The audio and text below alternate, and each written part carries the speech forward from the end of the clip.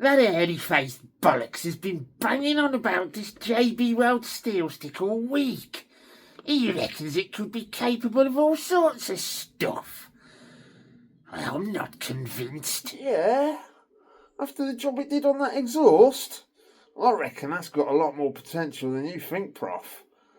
And the only way to find out is, let's test it. Oh, all right, you airy-faced bollocks. Experiment number 1. Block of wood, screw, impact driver. Screw it in there, and we're going to emulate a real world broken screw.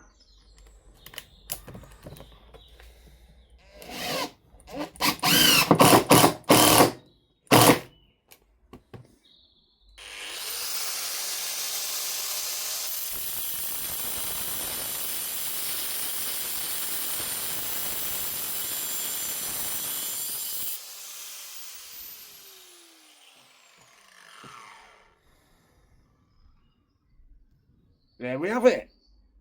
Problem created. What are you going to do with that now, airy-face? What I'm going to do now, Prof, is I'm going to see if we can use JB Weld SteelStik as a screw extractor. Oh, airy-face, you do come up with some rare ideas. Simple experiment. I'm going to mould the JB Weld around the screw, see if it'll undo it.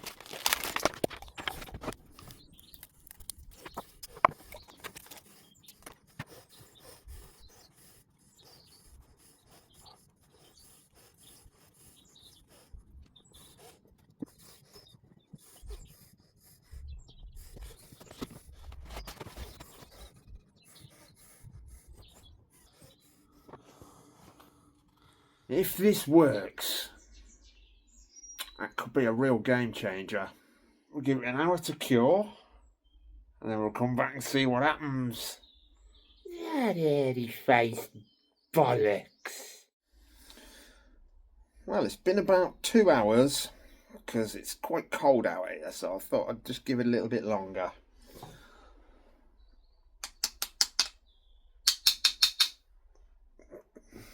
Rock hard. So now for the moment of truth.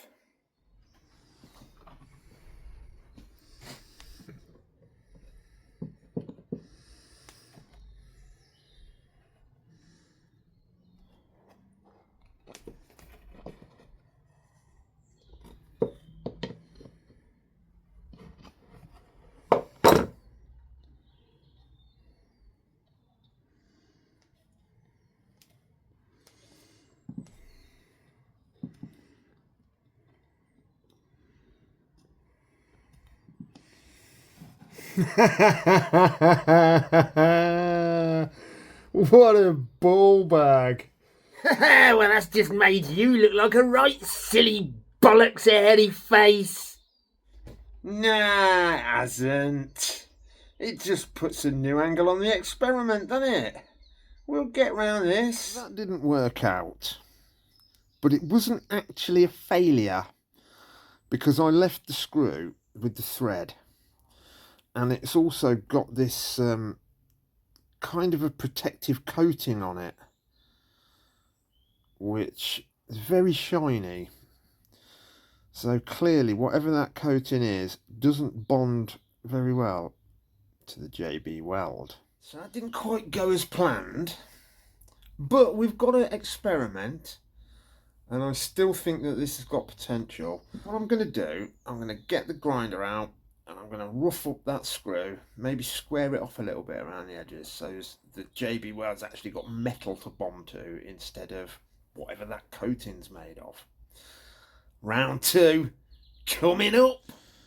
Well, I spared you the horrible bloody noise of that thing, so I'm just going to show you what I've done. I've took it back to bare metal and left it quite abrasive, and we're going to go again.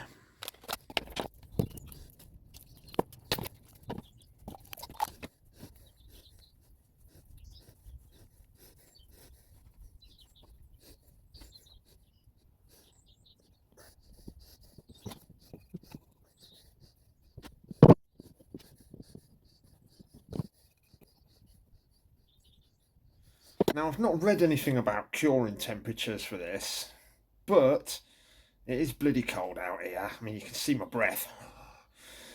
So what I'll do, I'm going to take that in the house, give that time to cure now, and then we'll go again. Oh, what do you think, Bungie? Do you think JB Weld's stronger than the bond of a man and his dog? Huh? Oh. I'm curious now as to see how well it cured all the way through in the time it's been curing. So I'm going to cut it in half and have a look.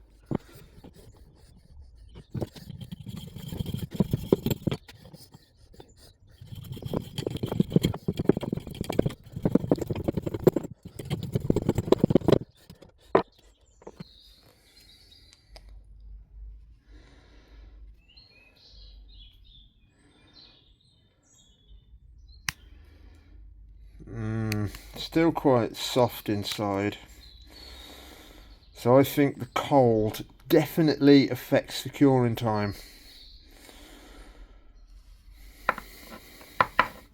Still rock hard though, just very crumbly, and still I can still push my nail into it and leave a mark.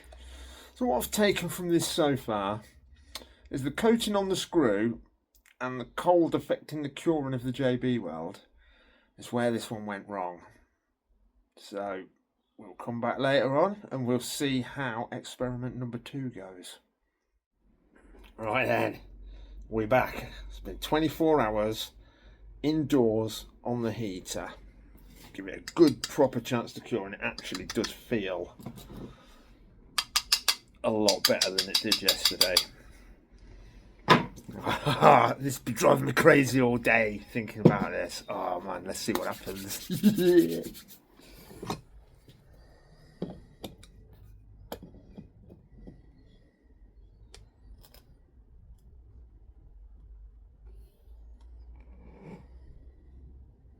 That feels better.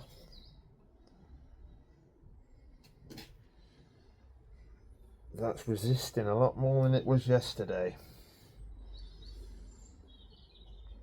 And don't forget, I prepared the surface so we were straight onto well abrasively rough metal. Oh, I believe this is actually working. Oh, airy face. Oh my god. Fuck yes. Oh man, that is amazing. I don't believe it. That is fucking awesome. Look at that. This is an absolute game changer. Oh, this is just oh, I'm fucking so. Oh, yes. That was amazing. This changes everything now, because if you've got a stuck exhaust studs are notorious for sticking. Billy JB Weld, shape it to fit a spanner. Make sure you prep the metal first though. That's the only lesson I've taken from this, is it doesn't like these kind of coatings. But this is only the beginning. I reckon this stuff is capable of a lot more.